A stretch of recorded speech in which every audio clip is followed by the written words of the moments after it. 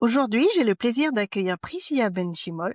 Sa spécialité est l'ingénierie pédagogique au service du business. Elle aide les entrepreneurs à transformer leur chaos créatif en programmes en ligne puissants et transformateurs.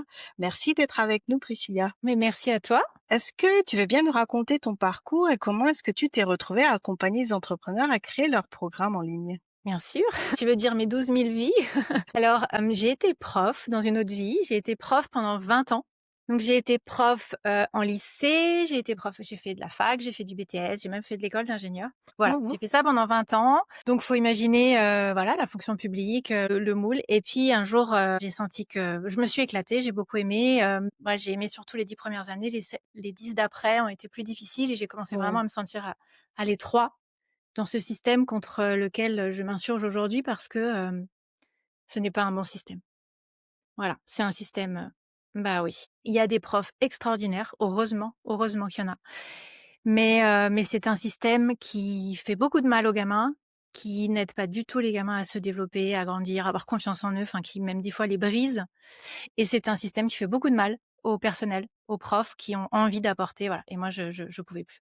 Je pouvais plus ce système-là. Donc voilà et donc il y a 4-5 ans, j'ai décidé donc, d'engager une reconversion. Donc d'abord dans le coaching, voilà, coaching, c'était ma porte d'entrée à ce moment-là pour la reconversion et puis, j'ai fait pas mal de choses parce que j'ai quand même beaucoup d'envie, beaucoup de souhaits, beaucoup d'idées, donc je suis partie un peu partout et donc principalement, c'était le développement personnel et tourné vers les femmes et la reconversion pro, la construction de projets professionnels, voilà, c'était ça et très vite, donc moi, j'étais en local, dans mon cabinet, voilà, je me connaissais internet ne m'intéressait enfin pas internet, Instagram j'en avais pas besoin en fait, j'avais le bouche à Mhm. oreille et très vite, en parallèle de mes séances, en dev perso et tout ça, j'ai été sollicitée par des thérapeutes, des coachs, ou des personnes qui voulaient créer des formations, voilà, avec mon regard pédagogique.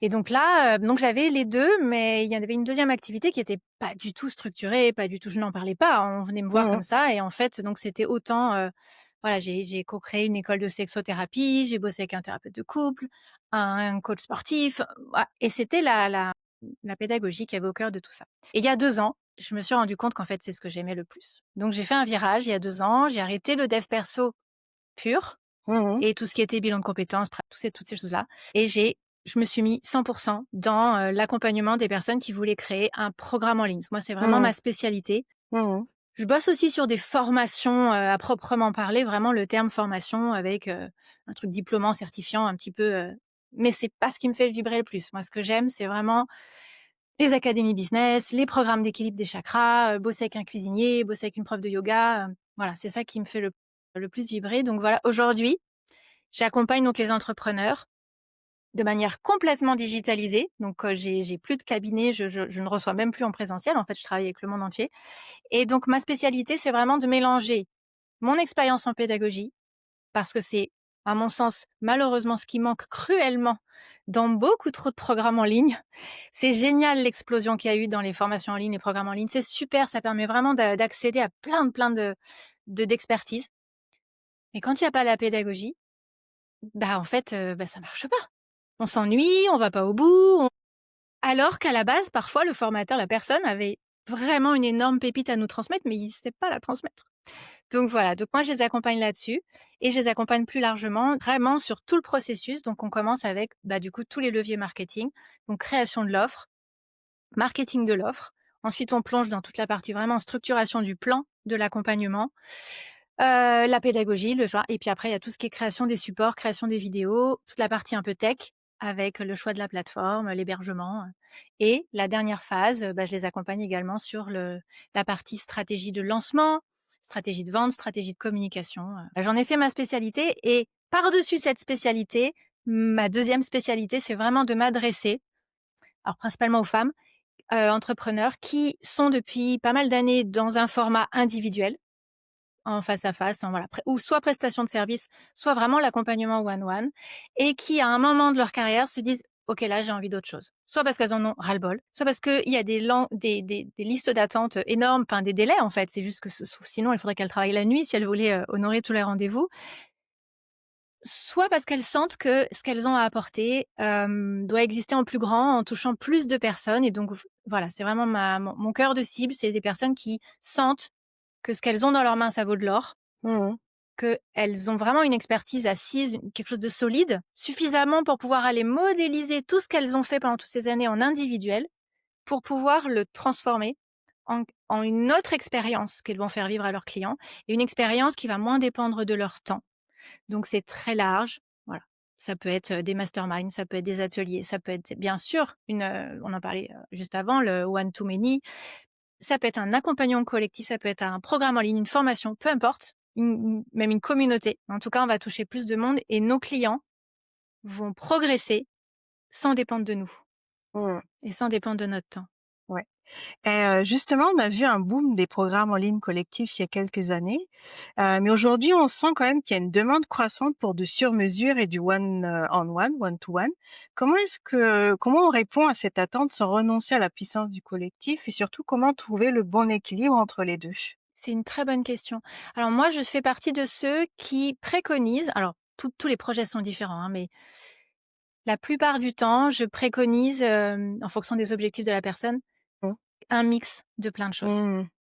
Un Il y a pas de accompagnement règle. En fait, il y hybride? a pas de règle. Oui, hybride, mais vraiment, il y a pas de règle et ça va vraiment dépendre des besoins de la personne, des envies, des objectifs pédagogiques. Mais ce qui est, à mon sens, ce qui marche le mieux, c'est quand il y a effectivement des ressources en préenregistré. Donc ça se travaille, il faut qu'elles soient pédagogiques parce que si finalement on s'ennuie devant les ressources préenregistrées, le problème est le même. Donc la pédagogie, il faut aussi qu'elle soit là-bas. Ensuite, il faut qu'il y ait des moments, pour moi, il faut qu'il y ait des moments de collectif. Mais cela aussi, il faut qu'il y ait de la pédagogie. Sinon, on s'ennuie aussi et on n'a pas envie de rester et ou alors on vient pas, on se connecte pas et on regarde le replay. Hem, Par moment, il y a des expertises pour lesquelles il y a besoin qu'il y ait une dose d'individuel, mais vraiment une dose. Parce qu'en fait, tout le boulot aura été fait en collectif, aura été fait en amont. Voilà. Donc moi, je pense que quand même, il faut de l'interaction. Le 100 préenregistré, c'est bien pour des petits produits et c'est génial, ça permet vraiment une entrée en matière. Mais la connexion, ça a pas de prix. Mais je pense, en tout cas ma méthode, le montre, qu'il est tout à fait possible d'être que dans une formule avec des ressources préenregistrées, mises à disposition des personnes et une dynamique de groupe. Si c'est bien pensé, si c'est bien structuré, il n'y a pas besoin d'individuel. En fait, souvent, ce que je vois dans les programmes, c'est que l'individuel vient compenser des manques. Et au final, j'ai des fois des clientes qui me disent: «Bah, moi, j'ai déjà créé un accompagnement de groupe, mais je suis sous l'eau, en fait, j'en peux plus, on me sollicite de tous les côtés». Donc elles se retrouvent noyées alors qu'elles voulaient en sortir. Et c'est parce qu'en fait, on compense des choses, oui, c'est ça. Alors que si c'est bien pensé, qu'on a bien, mais pour ça, il faut une solide expérience du one-one finalement, qu'on sait exactement à quel moment il va y avoir des résistances dans le chemin qu'on a créé. On sait, que tel exercice va être confrontant et qu'on l'a accompagné de cette manière-là, voilà. Et pourquoi je parle de vidéos préenregistrées? Parce qu'en fait, on voit beaucoup trop aujourd'hui, je trouve, de valeur qui est accordée au fait qu'il y ait, je sais pas moi, je dis n'importe quoi, 40 heures, de coaching en groupe. En réalité, des fois, c'est pas des coachings, c'est de la transmission de théorie, mais pas faite de manière vivante et au final, bah, les personnes se retrouvent pendant 2 heures à essayer d'être attentives pendant 2 heures. Le cerveau, il aime pas ça du tout et surtout, de toute façon, en fait, qu'elle soit là ou qu'elle soit pas là, c'est la même chose puisque le formateur est là en train de transmettre. Donc j'invite toujours à bien réfléchir, qu'est-ce qui est nécessaire d'être fait en live? Parce qu'on va aller les mettre en training, qu'on va les mettre en activité, qu'on va leur poser des questions, ça va partir d'elles, enfin, OK. Sinon, ça dégage en préenregistré et la personne, elle le mâchouille toute seule de son côté avant d'arriver, en one-one ou en collectif, quoi. Donc moi, je ne crache pas du tout sur le préenregistré, au contraire, ça soulage, voilà, moi, je bosse beaucoup comme ça. Ça permet d'aller encore plus vite, encore plus loin dans les séances puisque la personne a déjà eu toute la partie théorique, voilà. D'accord. Tu as répondu à beaucoup de mes questions, mais c'est pas C'est grave. vrai? Ah mais je te l'ai dit moi, faut pas me lancer. Non, c'est très bien. Alors on aime dire que le blogging est mort, l'email est mort et est-ce que ça pourrait aussi arriver aux programmes en ligne? Puisque comme on l'a vu tout à l'heure, il y a eu un gros boom des programmes collectifs. Mais finalement, en t'écoutant, en fait, tout vient de la pédagogie finalement. Et est-ce qu'au contraire, c'est encore très pertinent aujourd'hui de lancer ce type d'offre? Bah, je peux pas te dire non, mais je vais argumenter quand même. Alors, est-ce que, c'est possible que, les programmes en ligne puissent mourir? Alors, oui, je pense que oui, Mmh. parce qu'il y a eu beaucoup de bêtises qui ont été faites. Beaucoup, beaucoup, beaucoup. Alors il y a eu une explosion et c'est super, ça s'est vraiment démocratisé, sauf qu'il y a eu tout et n'importe quoi. Est-ce qu'il y a une erreur qui te fait vraiment monter les yeux au ciel quand tu en vois une? Tu en as peut-être Il y en a plusieurs? plusieurs. Alors il y en a plusieurs, parfois c'est pas des personnes, Alors, il y a celles qui vendent de la merde, qui vendent pas du contenu de qualité, qui ont la chance d'avoir des marketeurs autour, enfin une équipe marketing et donc qui ont un marketing offensif. Voilà, voilà, ils ont un budget là-dedans. Par contre, à l'intérieur, c'est pas quelque chose de qualitatif, c'est pas quelque chose qui va créer de la transformation. Donc ceux-là, j'en parle pas parce que ceux-là, c'est pas pour moi, c'est pas de la qualité. Mais parfois, il y a une réelle intention de créer une transformation, de faire bouger les choses et de transmettre ce qu'on a à transmettre. Mais parmi les erreurs que je vois, alors la première, c'est de vouloir trop en donner et que ça ressemble finalement à une grosse bibliothèque préenregistrée et donc absolument pas structurée parce qu'en fait, c'est un métier de structurer, c'est pas inné. Enfin, c'est vraiment, voilà, il y a plein de choses à prendre en considération.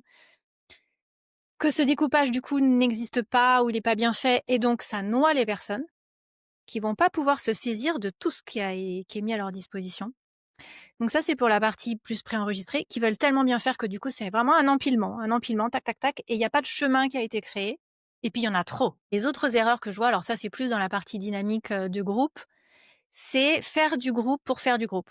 C'est-à-dire que, OK, on a un programme d'accompagnement, on se voit une fois par semaine, très bien. Et pendant ce moment-là, on ne sait pas trop ce qui va se passer. Ouais, ou alors, alors soit comme je disais tout à l'heure, eh ben, au final, c'est du descendant. Et franchement, si c'est pas pour impliquer les personnes, je vois pas l'intérêt. Enfin, en tout cas, moi, la première, ce genre de formation, j'y vais pas, en fait. Je la regarde en replay. Je bloque pas mon temps, si finalement on ne m'implique pas. Et puis, de toute façon, pédagogiquement, on le sait tous. Enfin, sinon, j'assisterai à une conférence. Enfin, j'irai voir une conférence ou j'achète un bouquin, si c'est juste des vidéos et puis des PDF. Donc, il y a vraiment quelque chose à faire. Enfin, les erreurs, en tout cas, que je vois, c'est dans ces moments de live. Comment faire pour que les gens, soient impatients de s'y connecter? Et que, qu'ils soient pas non plus en train d'attendre leur tour. Ça, on l'a tous vécu. C'est un coaching de groupe, chacun vient avec sa problématique et quand c'est pas ton tour, bah, t'attends. Ça, c'est juste horrible, c'est juste horrible. Enfin, c'est pas possible. Plus, bah, si le formateur, il ne sait pas cadrer, bah, du coup, bah, tu as aussi ceux qui viennent prendre de la place, qui finalement n'ont pas tant que ça de questions à poser, qu'ils viennent étaler leur malheur et il y a pas de vraies questions, en fait, et toi, t'attends. Et donc tu te mets en veille, tu fais autre chose, tu fais tes mails, enfin, c'est pas possible ça. Et ça, c'est des graves erreurs parce qu'il manque la pédagogie. L'exemple que je donne toujours, c'est que j'avais bossé avec une graphiste dans un programme d'accompagnement à direction de jeunes graphistes. Et ben, quand elle faisait des retours sur des logos, des créations, peu importe, chacun venait avec sa création. Donc, on pourrait imaginer que c'est chacun son tour et puis t'attends que ce soit ton tour. Bah non, parce que quand tu as les stratégies pédagogiques, tu te débrouilles pour que le retour que tu fais à telle personne, mais ça, c'est pas donné à tout le monde. C'est de t'essayes d'extraire des grands principes. Pareil en coaching, quelqu'un vient te dire, bah voilà, moi j'ai tel problème en coaching de groupe, j'ai ça, avec un client, j'ai eu tel problème et tout. Ok, bah c'est d'aller mettre en lumière les dossiers, les étiquettes, les concepts qu'il y a en dessous, les questionnements qu'on va lui suggérer, mais qu'en fait, on va pas lui parler à lui, on va parler à tout le monde. Bah là, je vois qu'il c'est un problème, une difficulté de posture. Est-ce que tu t'es demandé pourquoi là, ce que le client t'a dit, et en faisant un aller-retour entre je lui parle à lui et je parle à tout le monde en disant voilà, je vais vous d'une manière générale, donc là je reparle à tout le monde, d'une manière générale, soyez vigilants dans ce genre de situation, voilà ce qui peut se passer et hop, on est capté alors que Mmh. c'est pas notre problématique, notre Mmh. question.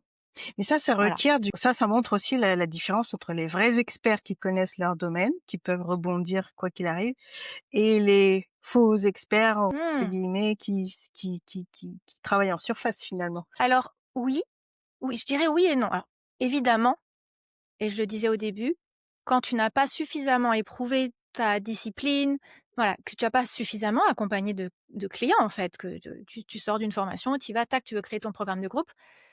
Il va te manquer tous les exemples, toutes les voilà, je disais tout à l'heure, le fait de savoir que le client à cet endroit-là, en général, il bloque et tu sais pourquoi et que tu sois capable d'illustrer avec plein d'exemples, plein de trucs, bah, ça, il y a qu'avec l'expérience et donc la solidité de ton expertise.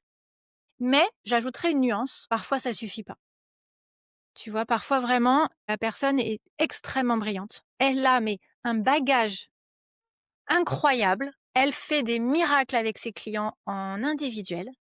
Mais quand il s'agit de basculer, modéliser tout ça, créer un parcours, organiser, à quel moment je donne des supports, machin, et que ça soit pas le désordre, et ben c'est là qu'il faut la pédagogie en fait. Il y a un moment, il faut donc vraiment pour moi c'est indépendant c'est indispensable l'expertise solide, mais ça suffira pas. Mmh, d'accord et Voilà. est-ce que justement l'accompagnement individuel, ça reste pas une étape indispensable avant de passer au collectif? Ou est-ce qu'on peut quand même directement sauter le pas si on a la stratégie pédagogique? C'est une très belle question. Je ne peux pas répondre de manière tranchée parce que j'ai vu plusieurs choses. J'ai vu des personnes qui ont eu beaucoup de mal à modéliser leur programme de groupe, parce que justement il leur manquait cette expertise-là, enfin cette expérience. Elles n'avaient pas suffisamment rencontré de situations, elles avaient elles-mêmes pas été suffisamment questionnées, enfin. Mais j'ai aussi travaillé avec des personnes qui avaient fait très peu d'individuels et très vite se sont rendues compte qu'en fait non, c'était pas pour elles. Donc je suis un Ça petit peu marche dans les partagée. 2 Oui, cas? D'accord, OK. ça peut marcher. Il faut quand même une expertise très solide. Ça va aider. En général, ça aide quand même pour pouvoir avoir cette hauteur, voilà. Mais jamais je dirais: faut que tu accompagnes en individuel pendant 12 mois avant de faire, tant de cli il faut que tu Oui, fasses tant de voilà la clients». formule toute faite, Non, voilà. parce que chez des personnes, des fois 1 an et demi, ça va pas suffire, 2 ans, ça va pas suffire pour justement avoir cette hauteur. Et chez d'autres personnes, au bout de 3 mois, ça y est, elles savent. Et donc je vais pas, voilà, hyper intéressante cette question. OK, ça marche. J'aurais tendance à dire qu'il faut quand même avoir, Un petit un peu petit quand peu, même, une petite et expérience puis quand je même. rajouterais que pour certaines personnes, pas pour tous, le Mmh. fait d'avoir fait pas mal de one-one et d'y Mmh. avoir vu des belles transformations chez les Mmh mh. clients, ça contribue à, te donner confiance en ta méthode, à prendre conscience de ta méthode, parce que des fois, on se rend même pas compte. Moi, je le vois tout de suite quand les personnes, elles ont une méthode alors qu'elles en se sont même pas rendues compte, qu'elles ont, mis un peu d'human design, un peu de coaching, un peu d'astrologie, elles se rendent même pas compte qu'en fait, elles ont construit un parcours, une méthode qui leur est propre. Donc, quand on bascule dans le one to many, c'est important de se sentir méga légitime dans ce qu'on va incarner. Donc, c'est vrai que des fois, ça peut passer, pas que ça Mmh. peut passer par avoir méga confiance en les transformations qu'on crée, en one-one. Alors justement, ça tombe bien sur ma prochaine question. Donc créer un programme en ligne, c'est tentant pour plusieurs raisons, mais souvent on se dit qu'on n'a rien à enseigner, comme tu dis. On ne sait pas Ah oui, qu'on a qu'on sait. Et est-ce que selon toi, tout le monde a quand même quelque chose à transmettre ou? bah, oui. Alors tout le monde, on s'entend, faut avoir un minimum de Oui, voilà, un enfin je minimum veux dire, d'expertise à oui, oui, partager et un de minimum. Mmh. oui, et hyper Et comment intéressant. on sait que c'est assez solide pour en faire un programme en ligne? Super intéressant ta question. Je le rencontre très souvent. Des personnes qui me disent: «Mais en fait, mais» alors premièrement, elles vont être bloquées parce que c'est tellement, ça leur semble tellement simple, tellement évident. Qui achèterait pour des conseils comme ça? Alors que en fait, moi je te fais ça comme ça, à la limite, elles le font gratuit dans leur DM Mais c'est tellement, ça, c'est ça le donc on problème. se dit: «Mais attends», donc déjà la première chose, ce serait de se dire: «Arrêtons 2 secondes. Non, c'est pas parce que c'est simple et facile et kiffant pour nous que ça n'a pas de valeur aux yeux des autres». Je vais essayer de trouver un exemple très concret. Je bossais pendant un temps, je bossais avec une décoratrice d'intérieur et notamment spécialisée dans la construction de maisons, Mmh mh. enfin l'accompagnement des couples dans un projet de construction. À un moment, on était en train de construire une des ressources, puis elle doutait parce qu'elle me dit: «Mais en fait, toutes ces infos-là, en fait, les lois, les délais, quels professionnels consulter, les étapes, en réalité, on pourrait trouver tout sur internet». C'est vrai, mais premièrement, à quel prix? Enfin, à quel prix? En termes de temps, d'éparpillement, voilà. Deuxièmement, bah, en fait, ouais, prise de tête. Deuxièmement, bah, on n'est pas sûr que ces informations, elles soient, voilà, il y en a qui peuvent se contredire, voilà. Et dernièrement, et le plus important, c'est qu'en fait, on est allé prendre toutes ces pièces du puzzle et on a fabriqué un puzzle construit pour ces personnes-là, avec une progression, avec, voilà, avec des, normalement, hein, si on applique la pédagogie, pas des trucs trop effrayants au début, on monte tout doucement parce que c'est très important que les gens se sentent progresser, Mmh. hyper important. Mmh. Donc et donc en fait, vite, elle s'est rendue compte que, bah, oui, bien sûr qu'il y a une valeur ajoutée, dans, même si on a l'impression que on peut trouver ça partout. Mmh. Et après pour la question de savoir, enfin la question que le truc que j'entends souvent, c'est: «Mais non, mais j'ai rien à dire moi Mmh, là-dessus». ça. Ouais, bah, venez me voir, venez passer, allez, même pas 35 minutes dans ma machine à laver, je vais vous tirer tous les trucs et vous allez bien voir qu'en fait, on croit qu'on a rien parce que on a perdu l'habitude de mettre de la conscience sur tout ce qu'on fait. C'est devenu tellement intuitif, tellement implicite, on fait les Mmh. choses.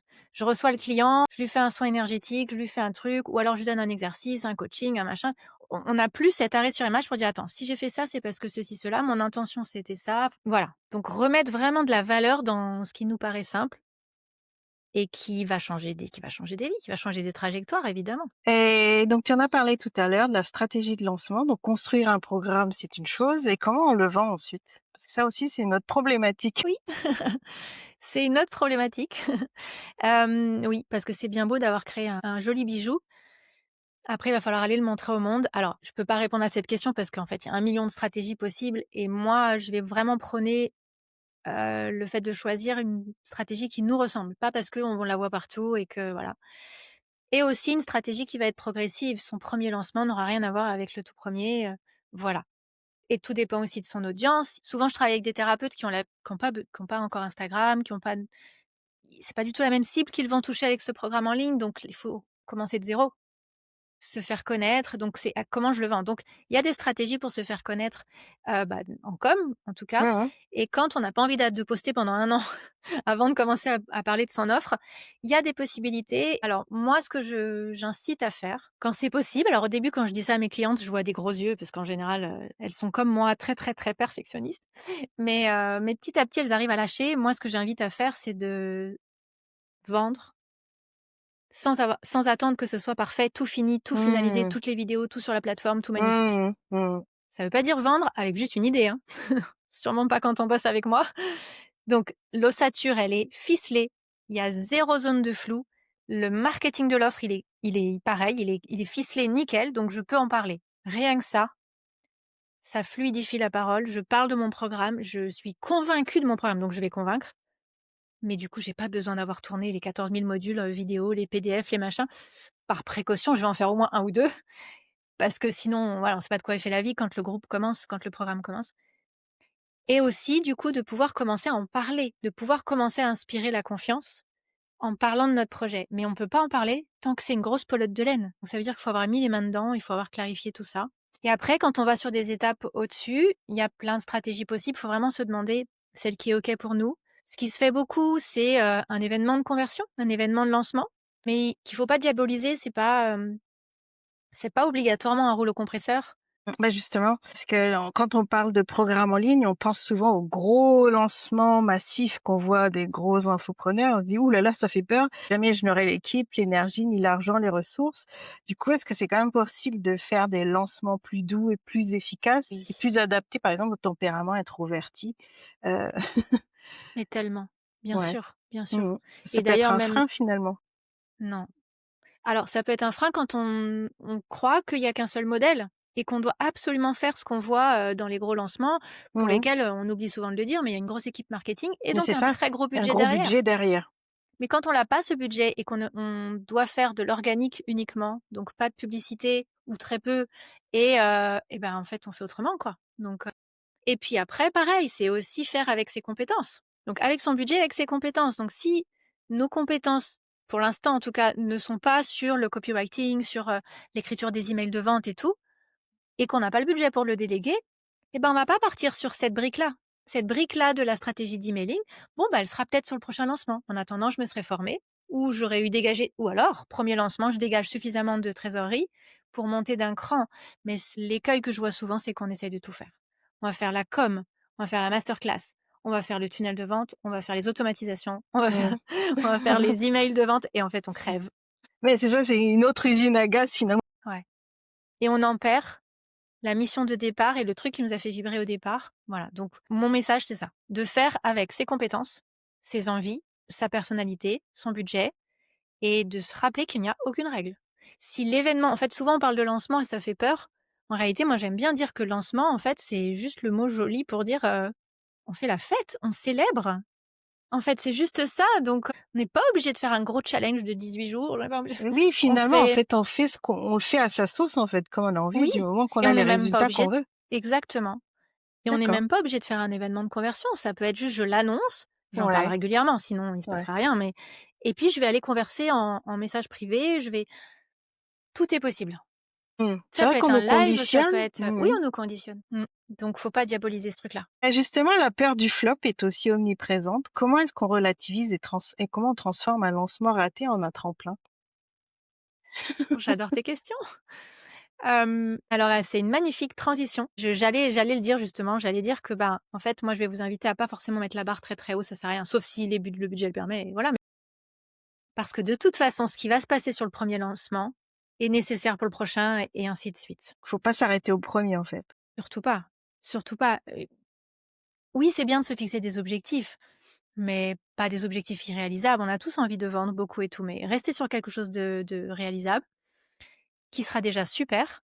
Mais et si ça vend pas, de toute façon, il y a des enseignements. Alors ça fait chier, on va pas se mentir, hein, je vais pas faire genre: «Non, non, mais faut aller voir les enseignements derrière». Non, non, non, on est en train de bouffer le sable, on a trop les boules, on trouve ça injuste. Bon, mais à un moment, il faut sortir de cet espace d'échec et se rendre compte déjà de tout ce qu'on a fait. Mmh. Déjà rien que ça, en fait, ça va nous permettre de sortir de cet espace d'échec, juste d'être fier de dire: «J'ai fait tout ça, en fait. Je l'ai fait, je me suis Je l'ai lancée. fait» et donc ça ne reflète le fait que je n'ai pas vendu, que j'ai pas atteint mes objectifs, ça fait chier, mais c'est pas ça qui vient donner une information sur ma valeur et sur la valeur de ce que j'ai construit. Mmh. Parce que ça reste des compétences qui sont pas les nôtres. Quand on est, solopreneur, Mmh mh. bah, en fait, faut tout apprendre. Le marketing, l'écriture des mails, le truc, la tech, donc voilà et j'aime bien dire aussi, bah, un mammouth à la fois et souvent le premier lancement, on est assez crevé parce qu'on a mis beaucoup d'énergie et c'est normal, hein. Le ticket d'entrée pour créer son programme en ligne, faire quelque chose de qualité, Mmh. ça prend du temps et de l'énergie, du cœur, de bref et Mmh. donc derrière, vouloir le lancement en général, c'est un premier. Mais par contre, faut y aller, faut pas reporter, faut y aller. Et ne pas avoir peur de faire un flop. Il y aura des flops, en fait. C'est normal. C'est normal, on fait sa place. Oui, on fait sa place, donc voilà. OK, très bien. Parlons un petit peu d'IA. Donc comme tu disais tout à l'heure, avec l'IA, en fait, on peut déjà tout apprendre ou presque et avec des clients de plus en plus exigeants et impatients, comment est-ce que toi, tu vois évoluer les programmes en ligne dans les prochaines années? Puis avec les outils no code aussi qui apparaissent, comment est-ce que tu vois l'avenir des programmes en ligne? Quel Je format? pense que je sais pas si les formats vont évoluer. Je pense que ce soit les programmes en ligne, les accompagnements de groupe dans lesquels il va y avoir des supers outils, je pense que l'IA ne si c'est bien mené, si c'est bien utilisé, je pense que l'IA ne va faire que sublimer tout ça. Si elle est vraiment utilisée au service de la transformation. Si elle est utilisée pour empiler encore plus d'éléments, bah, en fait, on va noyer et puis voilà. Si elle est utilisée pour, aller trop vite, ça va se sentir, ça va se voir. Alors moi, l'IA, je suis pour, hein, je suis pour à 300 hein, je c'est mon meilleur ami, hein, mais par contre, je le mouline, hein. Je le travaille, je le mouline, on travaille ensemble, quoi. J'ai voilà, j'en ai déjà vu, hein, des programmes qui étaient entièrement créés par l'intelligence artificielle. Il y a un moment, va y avoir un blocage. Il y a un moment, il va y avoir un mur. Il y a forcément quelque chose qui va poser problème. C'est sûr et certain puisque ce ne sera pas l'ADN de la personne, ça ne sera pas cohérent pédagogiquement, enfin alors je sais qu'il y en a, hein, il y en a pas mal, mais il y a un moment et puis il faut pas oublier que, bah, en fait, moi je prône aussi l'humain, en fait. Il faut absolument remettre une dimension humaine donc peu importe si tu as un robot dans ta formation, peu importe si tu as, des prompts que tu donnes à tes clients, dans tous les cas, il faut de l'humain et pour rebondir aussi sur ta question, j'avais il y a 2 ans, un truc comme ça, à 2 ans, j'allais recontacter un ancien client au moment où je faisais ma construction d'offres et tout, donc j'avais recontacté un ancien client que j'avais aidé à créer, alors pas une formation, mais là, c'était un accompagnement individuel. Parfois, j'accompagne à structurer des accompagnements individuels avec la pédagogie. Il m'a dit un truc. Il m'a dit: «Oh mais tu sais, de toute façon aujourd'hui, bah non, ton offre tu pourras pas la vendre à ce prix-là. Aujourd'hui avec l'IA maintenant on crée une formation comme ça». Je dis: «Tu sérieux?» Et je repensais à comment je lui avais retourné le cerveau et comment nos sessions de travail lui faisaient mal au crâne tellement, mais positivement, tellement, tu viens avec ton intention, mais en réalité, si tu veux faire passer la personne d'un point A à un point B, il y a plein de questions à se poser. Donc moi, je suis complètement sereine, mais tellement sereine. Non, l'intelligence artificielle ne remplacera pas. Voilà, maintenant, à quoi ça peut ressembler? Je pense que, ça peut donner des choses vraiment chouettes. Encore une fois, quand c'est bien pensé et quand ça vient pas alourdir. Voilà, pour, rajouter de la gamification là où peut-être il y en aurait pas besoin. Enfin, voilà. Voilà mon avis. On verra dans quelques années. On verra. Et pour conclure cette interview, est-ce qu'il y a un conseil ou une idée que tu aimerais laisser en conclusion? Quelque chose qui te tient particulièrement à cœur? Donc pour résumer un petit peu tout ce que tu viens de me dire. Alors, j'ai plusieurs choses qui me viennent. Alors, il y en a une qui me vient, c'est celle qui me tient le plus à cœur. Alors, c'est pas vraiment pour résumer. Par contre, c'est vraiment le message que j'ai envie de faire passer. C'est d'oser. D'oser voir grand. Alors, ça veut pas dire pour faire un programme usine à gaz et faire un campus universitaire de 18 mois. Quand je dis oser voir grand, c'est oser envisager une offre à plus gros impact que d'une offre individuelle. Donc finalement, quand on pense à son offre, on dit: «Mmh, est-ce que je peux aller plus loin?» S'y autoriser vraiment, vraiment, vraiment et de jamais de mais oui, et déjà juste de se dire, de s'autoriser à, à se dire à quoi ça ressemblerait si c'était plus grand. Donc plus de gens, plus de mais ça veut pas dire forcément qu'on va voir que nous, qu'on va toucher 5 000 personnes, juste déjà commencer avec un programme de groupe, avec, 10 personnes sur une cohorte. Rien que ça déjà, c'est plus grand et donc vraiment se l'autoriser parce que je vois trop de femmes qui, s'autorisent pas. Parce qu'elles viennent de commencer, parce que, souvent j'entends ça, j'entends: «Mais qui je suis moi pour Qui je faire?» suis, voilà, le «Mais je t'ai pas syndrome de dit d'animer, l'imposteur. Bercy, je t'ai voilà, donc ouais, c'est vraiment le message que j'ai envie de faire passer. Super S'autoriser, message. s'autoriser quel que soit notre domaine parce que oui, on a quelque chose à apporter et le donner en plus grand, c'est génial et puis on est rétribué aussi à la hauteur Mmh. de ce qu'on partage donc c'est un cercle génial. C'est-à-dire que du coup, on se dégage du temps, on a plus d enfin c'est voilà et on peut faire d'autres projets, on peut créer d'autres choses, donc voilà ce qui me vient et ensuite, bah, voilà, le conseil, c'est de se lancer. Le conseil que je peux donner pour pas se laisser déborder, pour pas du coup se décourager, peut-être, c'est Mmh. de s'obliger à commencer alors attention, commencer petit, ça veut pas dire voir petit, c'est différent. Parce que Quelle est pour la moi, nuance? Quelle est la bah, la nuance nuance, c'est justement? que quand je dis voir petit, c'est qu'on n'est pas obligé de s'embarquer directement dans un grand programme de 6 mois où on va accompagner, 100 personnes. Mmh. On fait avec l'espace qu'on a, parce qu'il faut de l'espace quand même pour pouvoir s'y consacrer. On fait avec ce qu'on a, avec le temps qu'on a et l'énergie qu'on a, la trésorerie qu'on a, enfin voilà. Mmh. Et donc quand je dis commencer petit, pour moi, on est déjà en train de voir grand à partir du moment où on a envisagé de basculer sur une offre hors du one-one, on est déjà en train de voir grand. Mais de commencer petit pour ne pas se noyer tout seul et de se dire: «OK, combien de personnes viennent des fois avec un plan? OK, c'est magnifique, c'est trop beau». J'ai dit: «Mais là, tu as 3 formations, est-ce que tu en as conscience?» Alors en général, au début, ils en ont pas conscience, puis assez vite, elles s'en rendent compte et donc soit OK, on part sur un truc gros, soit en fait, ça en sera 3 et c'est juste une vision à long terme et c'est OK. Voilà, un mammouth à la fois, surtout quand c'est la première fois que tu bascules dans un processus créatif. Il y a la partie tech, la plateforme, les machins, les outils, les slides, se filmer, le découpage du plan, la pédagogie. Ben, si on peut faire ça sur quelque chose d'un peu plus petit, une thématique, 2 thématiques, voilà. La V2, en fait, Mmh. rien n'est gravé dans le marbre. Il y Ouais, aura c'est une vrai. V2 Mmh. et il y aura d'autres offres et il y aura Mmh. voilà mon conseil.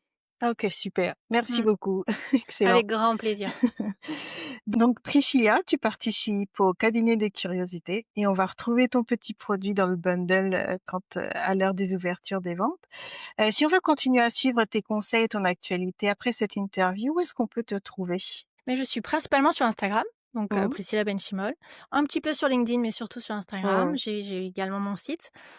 Voilà et puis effectivement, dans quelques jours, le cabinet des curiosités dont on fait partie toutes les 2 va commencer à ouvrir ses portes, pour les ventes et on retrouvera nos 2 produits, en lien avec notre expertise, voilà, pour donner un aperçu de ce qu'on sait faire, de la méthode qu'on propose et de toutes les clés qu'on peut donner pour permettre aux personnes d'aller encore plus vite, Et plus voilà. loin. Merci beaucoup. Je mettrai les liens en dessous de la vidéo, comme ça les gens pourront cliquer. En tout cas, merci beaucoup Priscilla. C'était un plaisir, merci à toi.